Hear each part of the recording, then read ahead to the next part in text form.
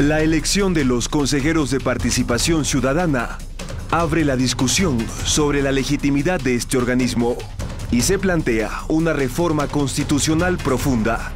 ¿El voto nulo es una expresión de rechazo?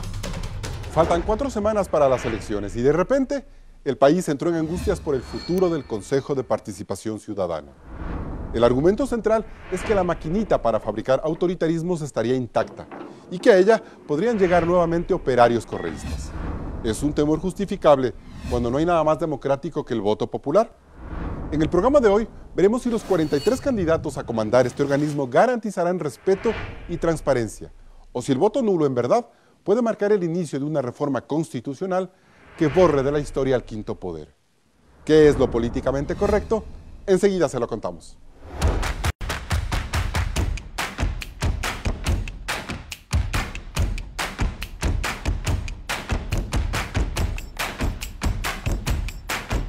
Hoy nos acompañan Mauricio Alarcón, jurista y director ejecutivo de la Fundación Ciudadanía y Desarrollo.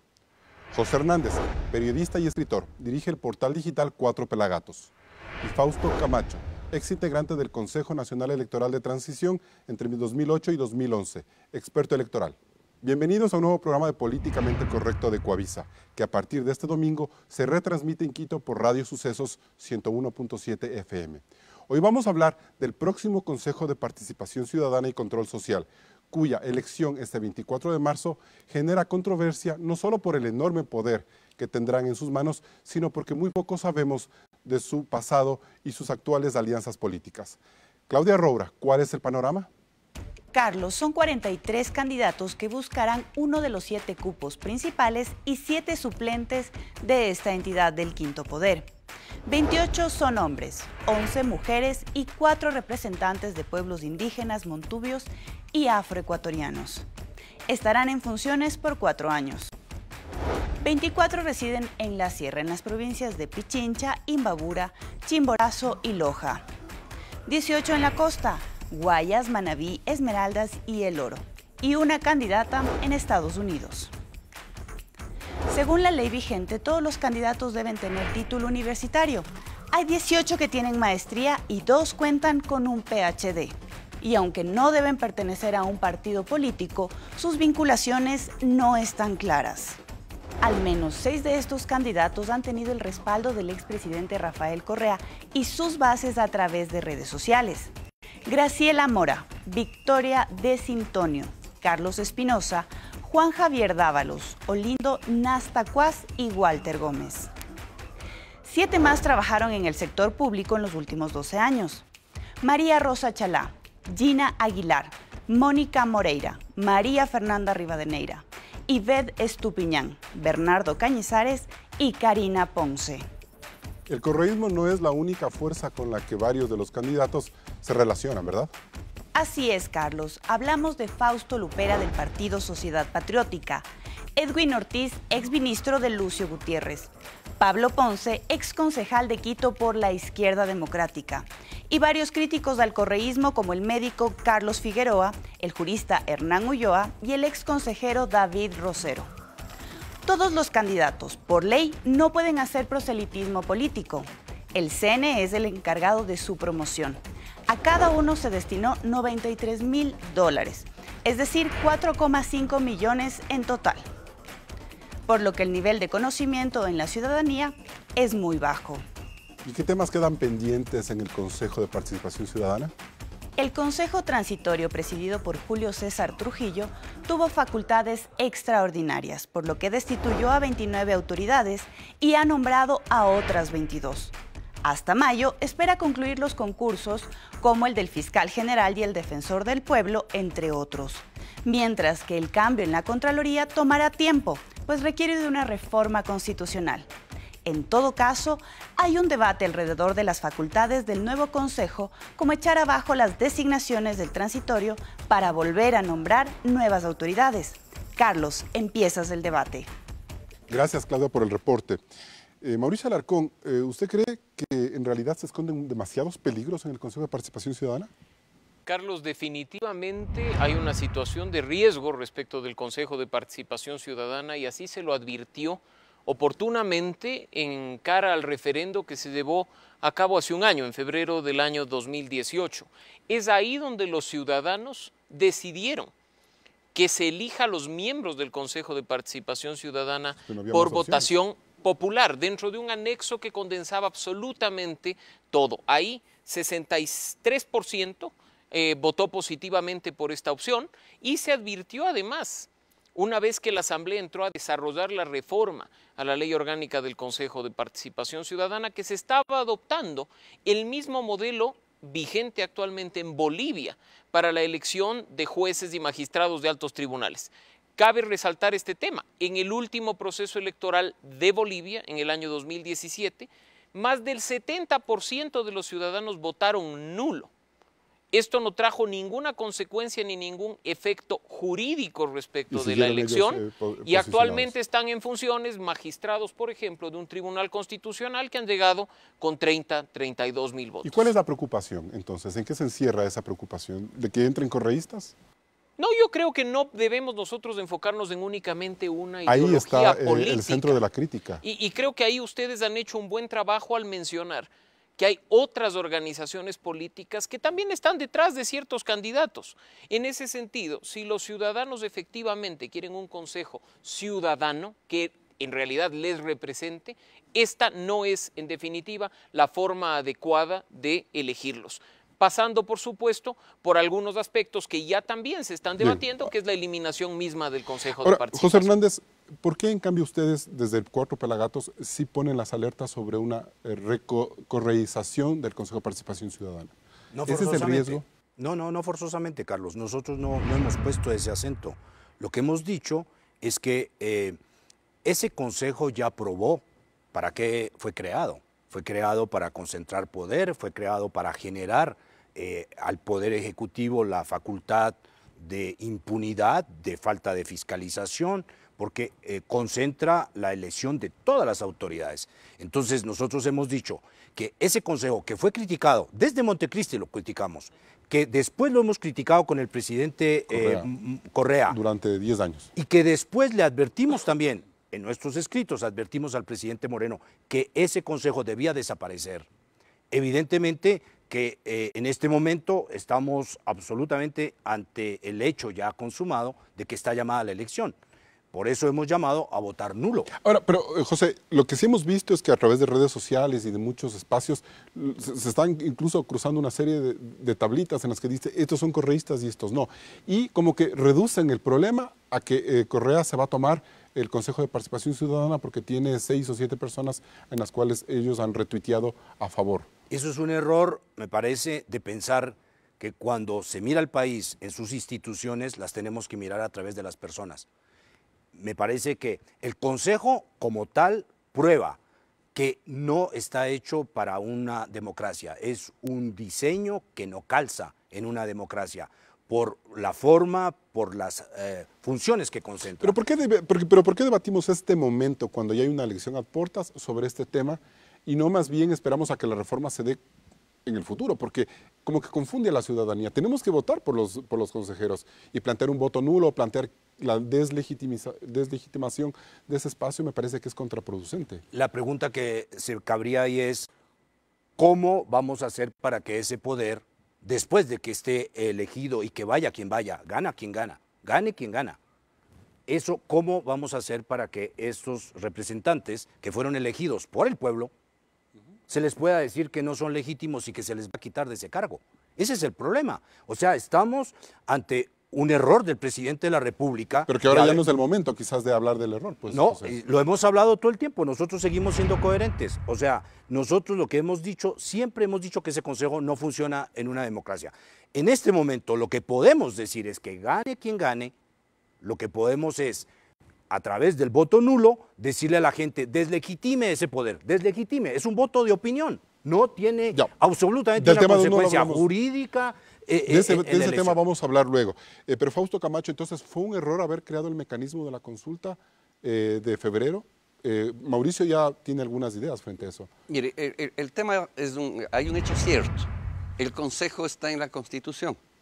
La institución Consejo de Participación Ciudadana y Control Social Existe. fue creado mediante la Constitución en el 2008 y ahí está vigente.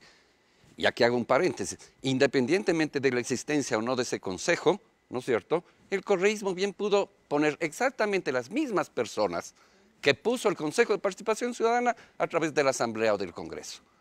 Tenía 100 en la primera ocasión. Podría haber escogido a dedo lo que a él le hubiese interesado poner.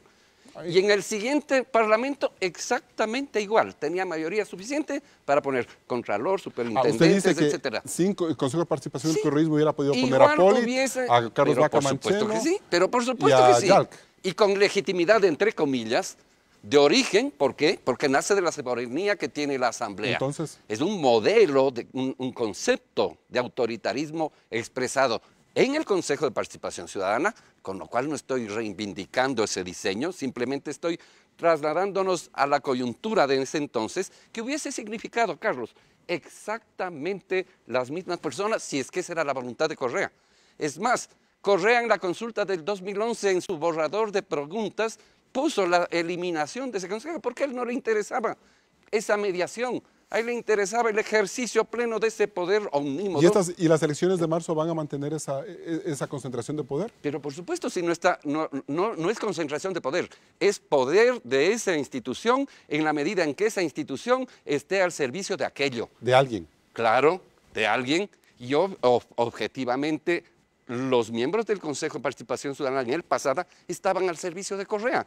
Eso es obvio, eso es evidente. Para eso ¿Y en esta ocasión? Pues vaya usted a saber al servicio de quién podrían llegar a estar o podrían, ¿no es cierto?, intentar que funcione aquella institución que fue diseñada. Nos vamos a un primer corte comercial. La campaña para votar nulo está tomando fuerza, pero ¿qué significaría que gane esa posición? Se lo contamos luego del corte aquí en Políticamente Correcto.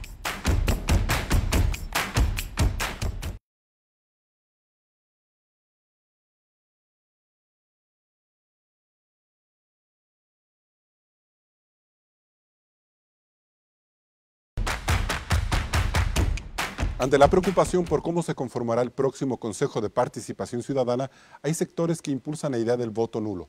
Claudia. La propuesta persigue deslegitimar el concepto en sí de este organismo, aunque a través del voto nulo es posible que la apuesta no sea exitosa.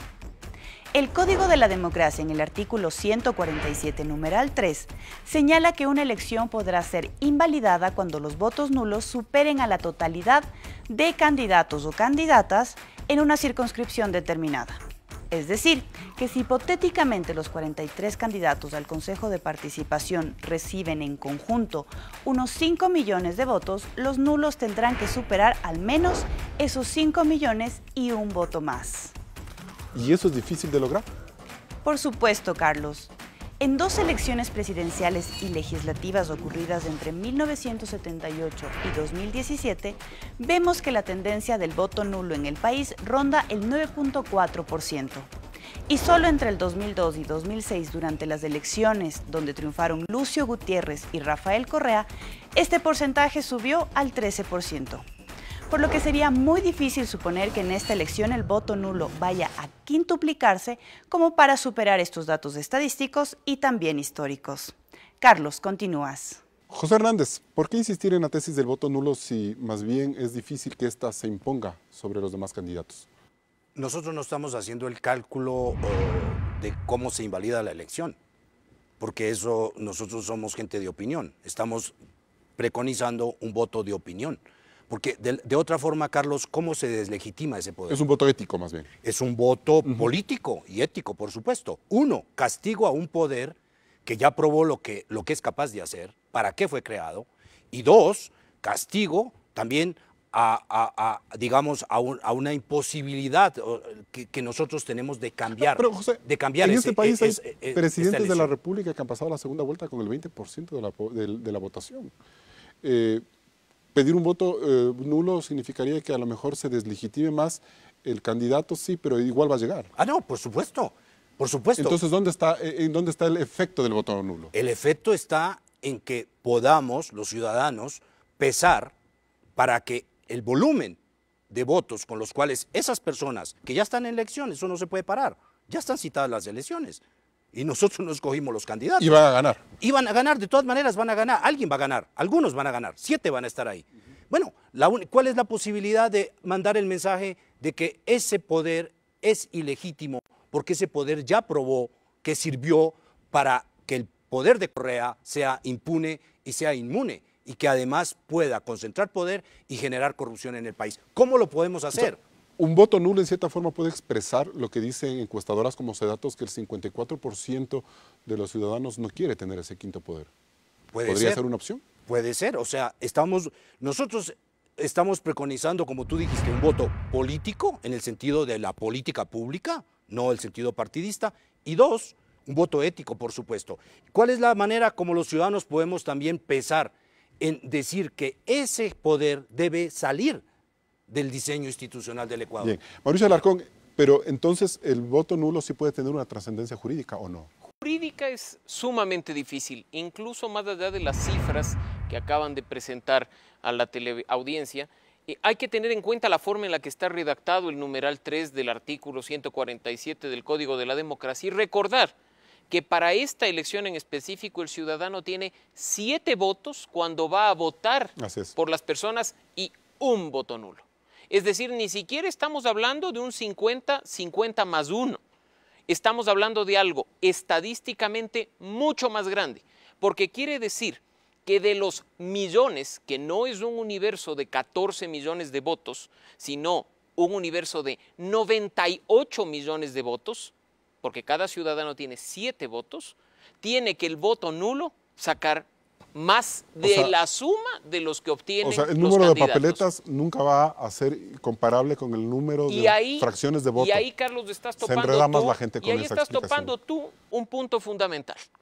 El problema que hemos vivido en los últimos años no es únicamente la existencia o la eliminación del Consejo de Participación Ciudadana. Es un sistema, una institucionalidad perversa, que pasa incluso por el método de asignación de escaños, que pasa incluso por la forma de elegir a las autoridades. Si queremos pensar en una reforma seria para lograr vigencia de Estado de Derecho y reinstitucionalización en el país, tenemos que hacer un análisis completo, no solo de si debe o no debe seguir el Consejo. ¿No puede empezar por lo que dice José Hernández, plantear el voto nulo? Y por supuesto, estamos frente a un voto nulo, que como bien decía José, es un voto de opinión. Pasa exactamente lo mismo cuando yo digo ningún candidato a la alcaldía me representa. Voy a anular el voto. Es un voto rechazo. Es un voto, como decía José, de opinión. Yo opino que ninguno me representa, pero el efecto jurídico en la práctica no existe, por un detalle adicional.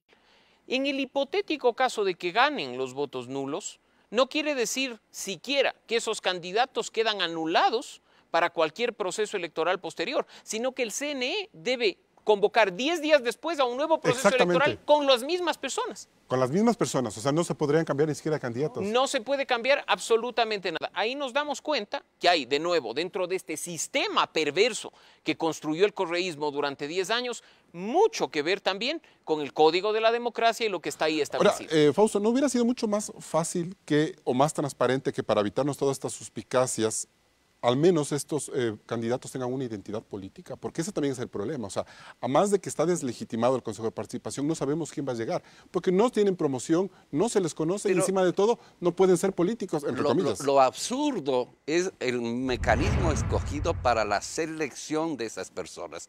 La elección de voto popular es consustancial con el sistema de representación, y el sistema de representación lleva implícito la existencia de partidos políticos, de propuestas ideológicas políticas, de confrontación de propuestas e ideas. Obviamente la confrontación la representan los candidatos. Cuando se hace un proceso para un organismo que no es una instancia de representación y se utiliza el mecanismo de elección para aquello, es un contrasentido. Contrasentido que se profundiza cuando les prohíbes hacer propaganda, cuando no pueden ser afiliados a partidos políticos, porque además se sataniza la política. Se está satanizando la política. Pero por supuesto, pues porque el requisito es 5 años de ser puros. ¿Y qué es lo que estamos haciendo? Dedicándonos a ver pues, si es que Correa tuiteó por tal persona, entonces es correísta.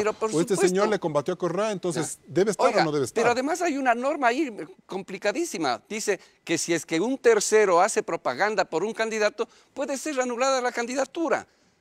Entonces, bien podría el Consejo Nacional Electoral eliminar esas 6 candidaturas. Bueno, Fausto, detrás de las siendo un puertas absurdo. se ha sabido que muchos de estos candidatos ya han golpeado las puertas de los líderes políticos. Pero para por darles supuesto un que apoyo, sí, incluso en porque de promoción, alguna no sé. manera necesitan que alguien les ayude a promocionarse, lo cual no estoy diciendo que sea legítimo o ilegítimo. Hay un absurdo en el procedimiento propuesto, ¿no es cierto?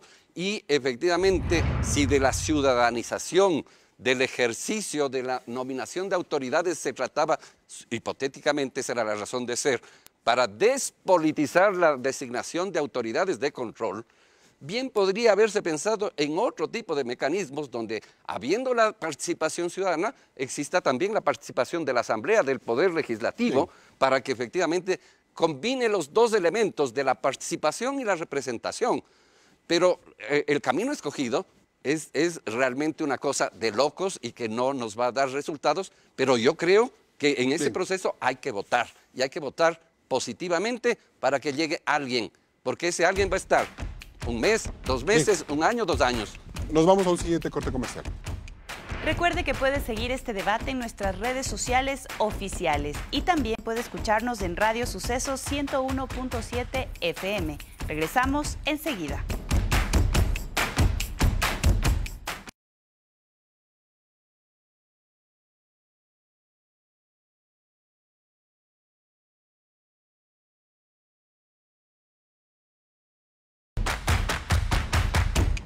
Seguimos el debate en Políticamente Correcto. Fausto Camacho, usted en el bloque anterior decía que no hay que votar nulo, sino votar por alguien. Sí. ¿Para darle rostro y responsabilidad y exigirle rendición de cuentas o por qué más? Y probablemente para que ellos mismos puedan ser parte del proceso de la reforma de esa institución. Si me refiero a quienes resulten electos. Porque no creo que sea, digamos, no creo que no deba importar si es que a ese consejo llegan personas que quieren sostener esa institucionalidad, como serían los correístas, o llegan personas que están en contra de esa institucionalidad y que quieren un cambio de aquella. Lo que sí está claro, y usted que sabe de técnicas electorales, no tenemos idea de cuál de ellos va a ganar. No. Porque cuando tienen un partido político sabemos las preferencias de determinado partido. Pero incluso en el diseño de la papeleta se puede decir que la gente que está a la izquierda tiene más votos que los que están en el centro, en la parte de abajo. Eso es muy subjetivo realmente. Yo creo que los únicos que podrían de alguna manera tener alguna ventaja es quienes hayan sido personajes públicos. Y en los últimos meses. En los últimos periodos, ¿no? Porque alguien que haya sido personaje público hace 20 años, pues simplemente no existe. ¿Usted cree que Fausto Lopera entonces no tiene posibilidades de ganar? Personalmente creo que sería muy difícil. Es más, parte de ese conocimiento en un caso puede ser negativo, más que positivo, o a la inversa, para no personalizar en nadie, pero un candidato que haya estado vigente, me voy a abstener de dar nombres y va a dar algún ejemplo, porque si no podría aparecer como que hay una promoción, ¿ya? Pero de manera general eso resulta así. Y los ciudadanos vamos a acudir a las urnas a 3 elecciones en realidad. Una elección de hombres, una elección de mujeres y una elección de pueblos, representantes de pueblos, nacionalidades y personas en el exterior. Y que cada uno de ellos llega con un voto diferente. Pero por supuesto. ¿Y eso es una legitimidad diferente o no necesariamente? En los hechos no, pero alguien podría tener una lectura distinta y arbitraria, ¿no es cierto?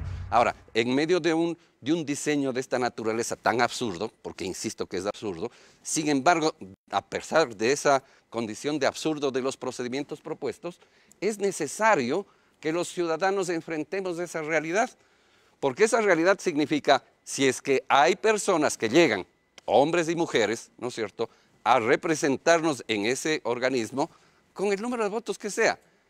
Tú puedes llegar ahí seguramente con 10% de los votos, 5% de los votos. Y en ese sentido, hay que preocuparse por lo que puedan llegar a hacer, es decir, invalidar el concurso de la Corte Constitucional o volver a hacer un concurso para elegir a un fiscal. ¿Es peligroso eso? ¿Y eso es lo que se debería blindar? ¿O hay que tomarle cuentas también al Consejo de Trujillo? O sea, tal vez a Trujillo, en este caso, la única posibilidad que ellos tienen ahorita es de pedirle a la Corte Constitucional que blinde eso. Es decir, es la única. O sea, Trujillo tendría que pedir a la Corte. No veo otro camino, institucionalmente hablando. Y una consulta popular apadrinada no por los políticos, porque están desgastados, pero algo al estilo Ellas Unidos, por ejemplo. Claro, pero eso tendría de nuevo, y es por eso el pedido del voto nulo, porque eso lo que tiene es que si se deslegitima el poder en votos, en volumen de votos, o sea, se puede pedir una consulta, pero vamos a suponer que esto sea una elección común y corriente y que lleguen con alto caudal de votos estos personajes a una institución que todos reconocemos que es nefasta, que es perversa en el diseño institucional del país. Bueno, yo pregunto, ¿qué candidatos en este momento? Porque Fausto decía que hay personas que están en contra de esa institución, incluso los que están yendo a la elección. Yo no conozco y no he oído una promesa de un candidato que diga, si yo soy elegido a esa perversa institución, voy a renunciar a los tales meses para dar paso a una consulta popular. No lo he oído. Y no he oído la promesa tampoco de estos personajes que digan que esa institución es perversa. Por ende, cabe pedir, el voto nulo cabe es que la gente manifieste un rechazo, no a las personas forzosamente, a las que están ahí. Puede haber personas honorables, eso no tiene nada que ver. A la institución como tal que ya probó que es una institución perversa y que le ayudó a Correa para instalar la concentración del poder que todos conocimos. O sea, es fácil que a través de la Corte Constitucional, por ejemplo, se blinde lo que ha hecho el transitorio para los que defienden lo que ha hecho el transitorio. Fácil no es, pero es el camino que queda dentro de la institucionalidad vigente y considerando también tiempos, Carlos. Surgió la idea de una consulta popular. Hay gente a la que le gusta la Corte Constitucional, pero no le gusta la presidenta de la Judicatura, por ejemplo. Bueno, no, y hay procesos que han dejado muchas dudas. Desde la veeduría que hemos hecho en Fundación Ciudadanía y Desarrollo hemos puesto algunas alertas respecto a fallas en la transparencia de los procesos de designación que ha llevado adelante el Consejo Transitorio. No todo ahí es perfecto, pero el camino que queda ante un eventual blindaje de lo actuado es, como bien se decía, la Corte Constitucional. Por tiempos incluso no hay otro. Se hablaba ¿Es preferible de una hacer ese consulta. blindaje, Mauricio? No, yo creo que en definitiva no es necesario siquiera hacer el blindaje. De la Corte, porque ¿por qué? las atribuciones con las cuales actúa y sigue actuando el Consejo Transitorio fueron dadas de manera extraordinaria por la ciudadanía a través del referendo de febrero del año pasado. ¿No puede reunir su nuevo Consejo de Participación y decir, porque tenemos los votos, vamos a tumbarnos todos los concursos? No necesariamente. Ahora, por supuesto, recordemos que son actuaciones políticas. Y si el transitorio se excedió en las atribuciones del referendo y si los consejos anteriores se excedieron incluso en sus atribuciones constitucionales, ¿qué nos quita que políticamente un nuevo Consejo de Participación Ciudadana no entre también a hacer y deshacer lo que le venga en gana respecto de los procesos de designación de autoridades? Entonces, ¿cómo se puede trabajar mientras se conforma este Consejo y la posibilidad que plantea José de una reforma que echa abajo, no sé? Eso pues en este caso le correspondería al Consejo actual. ¿En qué hacer sentido? una consulta a la Corte Constitucional respecto a cómo se procede con las actuaciones, hacer una consulta en el sentido de si un consejo que viene después puede revisar o no, si está en sus atribuciones, en la línea, por supuesto, de consultar el límite de las atribuciones que se le dio al Consejo Transitorio en el referendo de febrero del año pasado. Eso no resuelve mayor cosa, o resuelve casi nada, porque lo que necesita este país es una reforma institucional integral. ¿Y quién la va a hacer? Pues ¿A quién deben hay que haber esperar? diferentes actores, debe incluirse el presidente de la República, debe ser parte, debe ser el legislativo, debe ser la ciudadanía, deben ser los partidos políticos. Necesitamos un acuerdo de los ecuatorianos. Pero si en este momento el presidente de la República, que es al que más fácil se le hace convocar una consulta, no tiene la popularidad y la fuerza que tenía en febrero del 2018. Pero es que, Carlos, no se trata no de se una trata consulta. de convocar la consulta, Para se trata cambiar de el convocar tribunal, un para debate cambiar el nacional consejo. sobre la reforma Pero no es muy institucional etéreo en su eso. conjunto. Es que lo que ya decía Mauricio es importantísimo. Hay que reformar las reglas del juego del sistema de representación. Es decir, la fórmula de escaños, el tamaño de los distritos, la forma de votar, una serie de elementos. José, ¿ese debate no es peligroso cuando fuerzas como el correísmo está ya planteando una revocatoria de mandato al presidente Moreno? No creo, porque esto lo que se necesita es un acuerdo nacional. Lamentablemente el presidente políticamente no ha tenido la perspicacia, la lucidez de llamar a un acuerdo nacional sobre este tema. Dos, recuerdo, Carlos, que el presidente del transitorio, Julio César Trujillo, pidió en septiembre, estamos ahorita en febrero, en septiembre pidió que el presidente llamara a una consulta popular. ¿Qué le pasó al presidente ahí? Ah, bueno, ¿qué le pasó? Que el presidente se dio cuenta muy tarde y cuando quiso llamar a la consulta, Ya no daban los tiempos. los tiempos no le Además, daban. no había y corte constitucional. Políticamente. Para el dictamen previo. No, bueno, sí hubo la corte porque esos días se instaló, sí hubo. Pero no hubo voluntad pero fue política. muy tarde. Perfecto, nos vamos a un siguiente corte comercial. El Consejo Nacional Electoral enfrenta algunas disputas internas que afectarían a la transparencia en las elecciones seccionales del próximo 24 de marzo. Volvemos con el análisis aquí en Ecoavisa.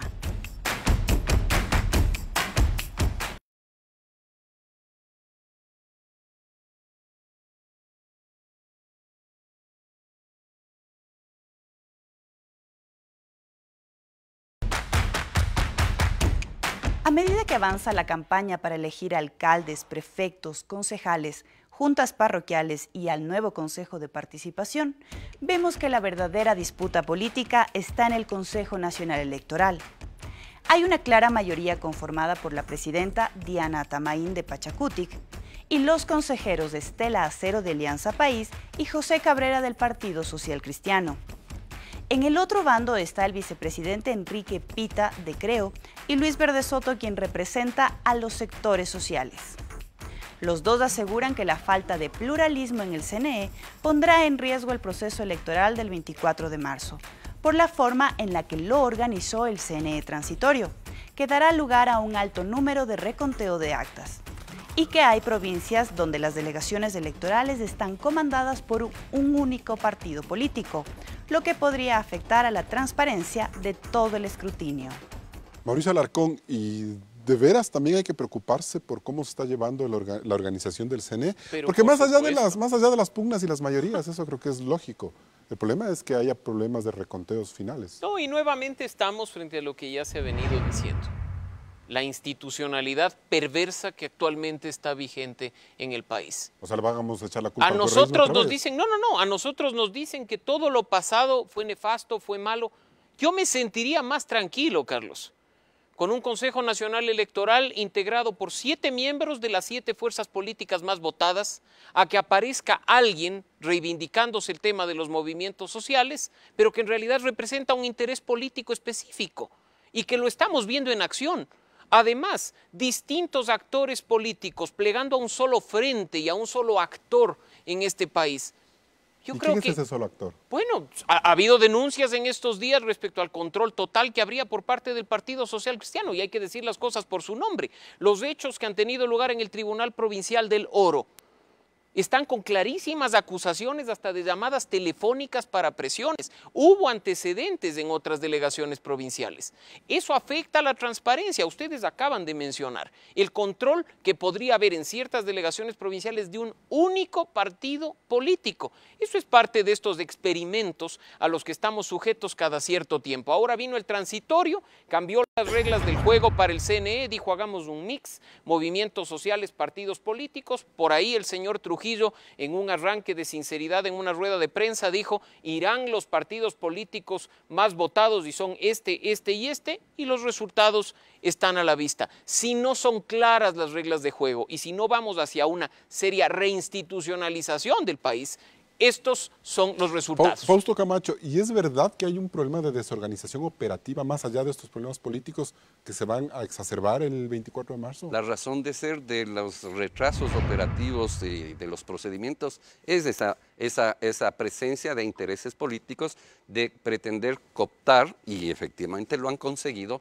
en varias provincias, la dirección del CNE en cada provincia, la presidencia de la Junta, la secretaría de la Junta Provincial, donde efectivamente es por donde pasa el proceso de escrutinios, es por donde pasa el proceso de proclamación de resultados. ¿Y es deliberado entonces el haber diseñado una sola urna, por ejemplo, para meter ahí todas las papeletas en estas elecciones? Yo no creo que va a entorpecer todo el proceso, no creo que sea verdad que entorpezca todo el proceso. Pero si hasta mucho más grave, las papeletas se te va toda la noche, pues. No es verdad, eso es un proceso que es muy rápido, efectivamente. Que van a tener que escrutar 7 papeletas en el sector rural y 6 en el urbano, eso es verdad, ¿no es cierto? Y que eso va a demorar. Pero va a llegar las 7 de la noche y no vamos a ver quién es el alcalde o quién es el... Sí, tenga la certeza que a las 7 de la noche sabremos quiénes son los alcaldes. Han resuelto que el orden de escrutinio sea alcaldes, prefectos, concejales, juntas parroquiales y luego las 3 papeletas del Consejo de Participación Ciudadana y Control Social. ¿Cuándo toma una clasificación de papeletas en una sola urna? Yo creo que eso no tomará más allá de 15, 20, 25 minutos, O sea, no exagerando. es para estresarse por eso. No, para nada. Lo que sí es de estresarse es que a esta fecha no estén cerradas las listas de candidatos de todas las dignidades en todas las provincias. Lo que sí es de estresarse es de que efectivamente no sabemos cómo entonces van a ser las papeletas y las actas de escrutinio y la parametrización del sistema de transmisión de resultados.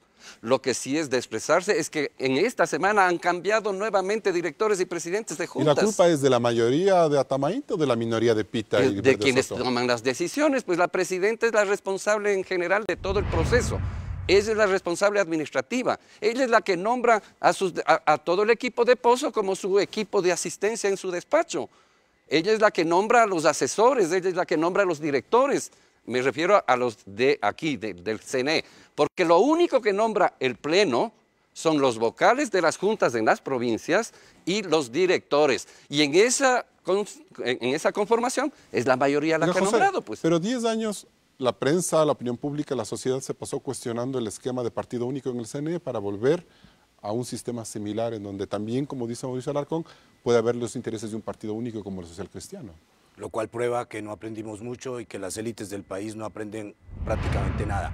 Y lo cual prueba también que los partidos políticos no han aprendido. Porque si los partidos políticos hubiesen aprendido, en este momento estarían hablando o del voto nulo o de otra cosa. Tendrían que manifestarse sobre ese tema. O cómo componer el proceso.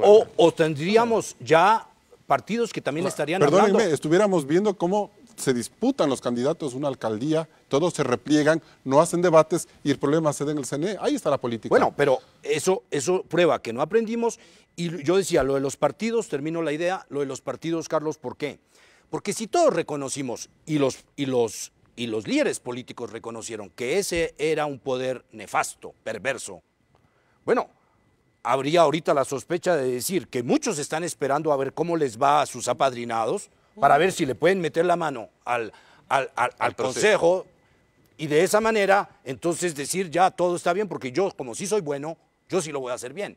Por eso decía yo que en este tema, Carlos, de las instituciones no podemos entrar en la evaluación de buenas personas y malas personas. ¿Correístas o anticorreístas? Eso no. Me parece que es un parámetro absolutamente equivocado en tema de política pública. Lo que me parece clave es decir qué instituciones funcionan, qué instituciones corresponden a un sistema democrático, dónde hay cruce de poderes, dónde podemos en el CNE y en otras instituciones ver que todas las fuerzas confluyen y construyen algo que les convenga. Le correspondía a Trujillo y al Consejo de Participación. Bueno, creo que han hecho lo que han podido también, ¿no? Han cometido errores, pero también han hecho aciertos. Y me parece que, Carlos, salimos de 10 años de una concentración de poder de alguna manera por un resquicio. La creación del transitorio es un resquicio también jurídico. Eso tampoco que tal vez en ese momento era lo más probable. En ese momento era que había que poner algo de orden en en este debate de cómo reinstitucionalizar al país. Nos fuimos con parches, bueno, hoy tenemos la conclusión de lo que se ha hecho. ¿Y esa conclusión es alentadora, pesimista? ¿No es para alertarse, sino más bien para poder trabajar? Yo creo que levanta alertas respecto a los retos que tenemos por delante. De nuevo, insistir en la reinstitucionalización, porque ha sorprendido ver a expertos en el tema decir que porque cambiaron las personas se reinstitucionalizó el país. Aquí la gente no votó para sacar a los amigos de Correa para meter a los amigos de Trujillo. La gente votó por un cambio real de las instituciones y esa es una deuda pendiente que ni siquiera dependía del transitorio. Es un reto que tenemos hoy y que pasa por el Ejecutivo, pasa por el Legislativo y pasa por la sociedad civil y la ciudadanía.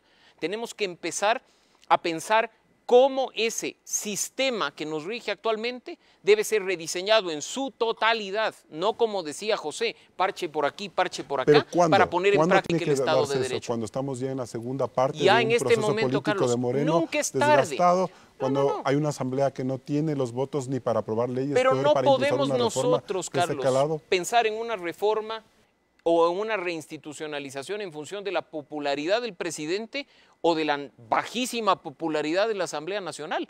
Tenemos que como se decía, por supuesto, pero si del otro lado tú tienes ciudadanía organizada y tienes una buena propuesta, producto de diálogo y de co-creación con sociedad civil, pues habrá que ver si el Legislativo, la Asamblea Nacional o el Ejecutivo se resisten a la presión ciudadana. ¿Es posible hacer eso, Fausto Camacho, para irnos a corte? Es posible hacerlo, sin embargo, no es sencillo. Realmente el proceso, yo creo que va más allá de iniciativas correctas como estas, es un tema de ir generando a través del debate, de este tipo de debates, una conciencia de la necesidad de esa reinstitucionalización, pero una reinstitucionalización no pensada en mi interés personal y particular. No podemos, para poner un ejemplo, pensar en una reforma electoral que arranque ahora en marzo después de las elecciones en función de quienes están en perspectiva para ser candidatos en el 2021. Pero ya estamos viendo que en la organización del CNE eso ocurrió. Pero por supuesto, pero eso justamente es lo que no podemos seguir permitiendo que suceda, porque lo que están actuando en el CNE es en perspectiva de aquello, y eso le hace mal a la democracia, independientemente, repito, de los actores. Bien, nos vamos a un último corte comercial y volvemos con las conclusiones.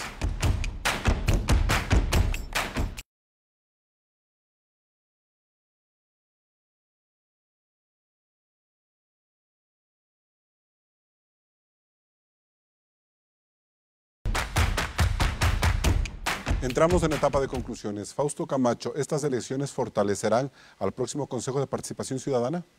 No necesariamente. Estas elecciones tendrán como resultado personas que van a integrar ese consejo, que bien podrían cumplir una labor de continuación de esa labor nefasta o podrían cumplir una labor que represente un espíritu al menos de querer cambiar. No digamos que ya se va a producir el cambio, de querer cambiar y de avanzar en un proceso integral de una reinstitucionalización del país.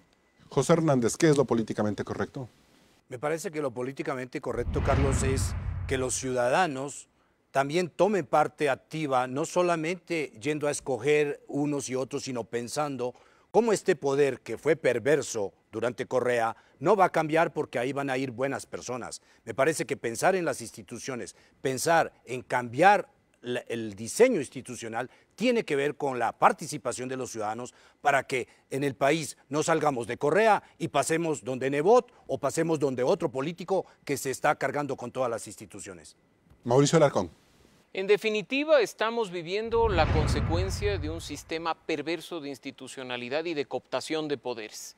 Estamos además frente a las consecuencias de medidas parche que nada solucionan los problemas que están perfectamente identificados por los ciudadanos. Estamos con un reto enorme que es trabajar juntos por una verdadera reinstitucionalización en el país que nos permita recuperar de manera plena la democracia y el Estado de Derecho. Y en un país improvisado como el Ecuador, iban a saltar las dudas alrededor del nuevo Consejo de Participación Ciudadana 4 semanas antes de la elección. La consulta del año pasado se enfocó en sacar al correísmo de la justicia y de los organismos de control.